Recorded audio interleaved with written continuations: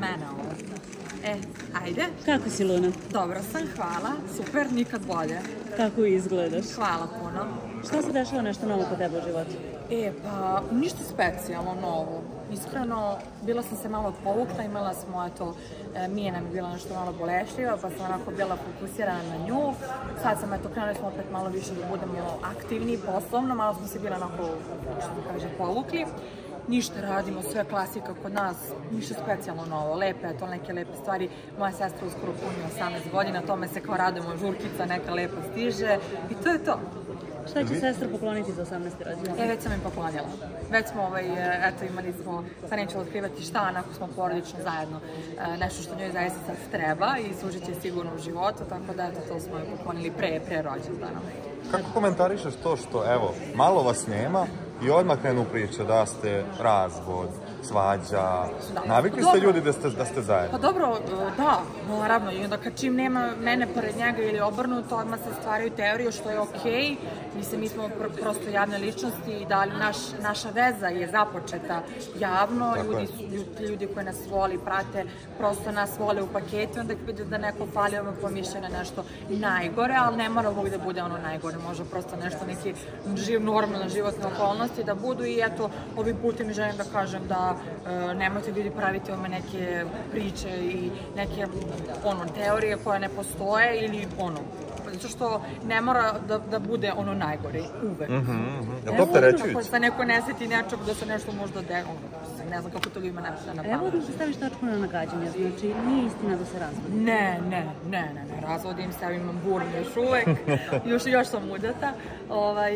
Mi smo eto imali live na našem kanalu, mi tu najviše objavljamo te neke vesti, da kažem, demantujemo stvari koje ne oglašavamo se, odmah sačekamo prvo, eto svi malo tako da se šta ko ima da kaže, jer više meni iskreno i muka od tog demantovanja kao po storijima to, onda lepo upalim live i kažem što imam da kažem i tu sam onako jasan, direktno, otvoreno i Marko takođe, zaista sve kako treba, još uvek smo u braku, volimo se, sve super i hvala Bogu. Ali on se nije pojavio na tvom rođendanu i odmah smo pomislili razvod. Naravno, vi imate potpuno pravo da pomislite to, sad šta je tu istina, šta je razlog, to je opet, moram da kažem da Marko je lepo rekao na live-u da ima pravo da zadrži za sebe, zašto nije došao i ja ga podržavam jer mislim da smo mi baš previše, stvarno, opet kažem, ljudi su to navikli, mi smo to njima dozvolili, dali smo previše našeg života i mislim da baš imamo pravo nekad nešto da zadržimo za nas, za našu neku privatnost, jer i mi smo isto ljudi od krvi i mesa, isto kao što vi imate vaše privatne živote,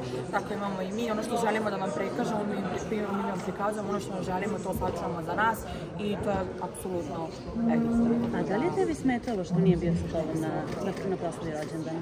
Pa, naravno, falio mi, ali znala sam što nije tu, tako da videli sam da sam bila lepa, zadovoljna, srećna, bili su tu ostatak moje porodice, moji prijatelji i tako da. Ja generalno sam razmišljala dugo da slavim rođendan, zato što se nisam baš osjećala kao da mi se slavi, jer sam, kažem, imala baš neke zasebne probleme i onda kao nešto me nije radio. Kolje nisam što, ranije uvijek ono sam kao srećna rođendan, već 2 meseca unapred organizujem. Ovaj put sam bila nešto kao, premišljala sam se, ono sam odlučila jer nisam slavila sa sestrama, s mamom, tatom, čak i ja sam u zadruzi, 3, ja mislim, s njima 6 godina nisam slavila rođendan. Bila sam 3 godine u realitiju, 4. godinu u Dubaju, 5. godinu, prošle godine nisam slavila.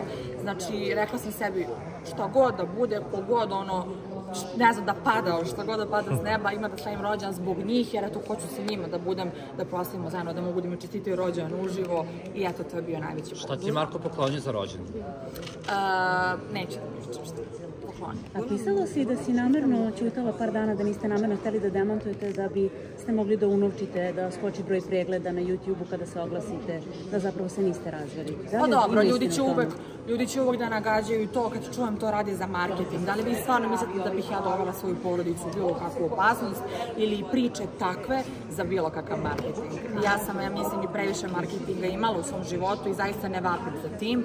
Nisam želja ni medija, ni ničeg, ovo kad dođem ispuštujem nekog ko mi je drag jer volim prosto da dođem u ovakve lepe emisije, uvek ispoštujem, ali da se jurim, da radim, ako sam ja ikada bila poznata da pravim neke lažne priče, svađe, da se s nekim prozivam, da se razvodim za marketing, nikada to nisam radila, naravno neću ni sad, pogotovo što imam sada dete sa Markom i nikad to njoj ne bih uradila, tako da to su samo neke glupe teorije, kao što je bilo i milion teorija, da me tu kao da me prevario, da ovo, da ono, neki dokazi, a te dokaze nikad nigde nisam videla.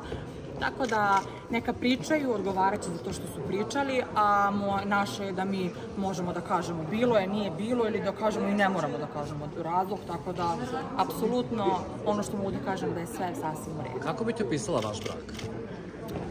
Kako bih opisala? Zanimljivo, hoćeš u 3 reči ili? Može u 5.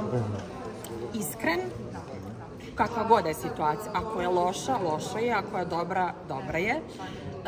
Iskren, pun razumevanja i, pa mogu da kažem jak. Jak, zato što smo stvarno svašta prošli, možda čak neke stvari koje vi ni ne znate, jer više nismo pod kamerama i držimo se zajedno i znamo šta imamo, zbog čega smo tu gde jesmo, zajedno i naravno naš najveći motiv i naša najveća snaga, naša ćerkica i želimo da njoj pružimo život onako kakav je ona zaslužila. A je bila neka situacija da te on toliko iznervira da odeš od kuće i pretpošla primjer kod mame, sestre? Ne, evo, kunem ti se, nikad nisam otišla iz kuće. Nikad, a to baš ne volim. Ako imamo neki problem, pustit ćemo ako treba par dana i da ne par dana, ajde dan, dva, da ne pričamo iz par sati i da nas prođe, da sedemo da popričamo, a bit ćemo u istom prostoru i nećemo se pogledati, ali to odlaženje iz kuće, mama, tata, ne znam, drugarica, nema potrebe, mi nismo deca. Dok je stigla vaša kuća izgradnja, evo kad kažeš kuću spominjemo, vikendica? Jeste, pa znaš šta, to je malo usporilo jer mi smo se bili fokusirali na neke druge stvari i onda smo to malo onako kao čekamo lepše vreme i to ne želimo nigde, to je naše kupljeno, kad god budemo mi odlučili da hoćemo da se onako posvetimo tome, to ćemo da radimo, apsolutno ne trčimo nigde, tako da bit će to kad bude bilo. Ćerkica ti se nedavno operisala, kako je to bilo teško? Jo, ja sam to tako teško, zato smo imali smo tu, kažem to, povukli smo se bili jer meni to baš bilo teško palo, ništa to nije strašno, to je rutinska operacija trećeg krajnika, ali ja sam jako emotivna, znate kako reagujem na neke druge stvari, a kamoli na svoje dete koje, ajde kažem, ona nema ni 2 godine i onda kad sam videla nju u tom izdanju, u tom stanju, onako, uspavljivanje to, pa anestezija, pa buđanje, ipak teško je, jako je bilo teško i bila sam sa vreme s njom i samo sam, moram da kažem, preplakala taj dan. Baš mi je bilo onako teško i emotivno, Marko je bio uz mene i to mi je baš značilo. Nije mogo da bude fizički, nisu mu dozvolili naravno, ali bio je čekao na slikonima i sve vreme mi je slao slike, ajde, budi jaka, jer on je onako da ti stvari mnogo jači od mene. On, na primjer, ajde, šta je to, a ja sam samo plačem, grlim, ljubim i to, ali ja sam majka, tako majke reaguju, to je normalno. Tako da sve u najboljem redu, ona je sad super, oporavila se, to je najvažnije, nadamo se, eto, to mi je iskreno najveća želja i bila i za rođendan. Najveća moja želja jeste da mi dete bude samo zdravo. Eto, ništa više ne tražim, samo da mi je ona zdrava, ja sam onda isto super i mogu da funkcionišem normalno, to je to. Super, hvala puno. Hvala vama.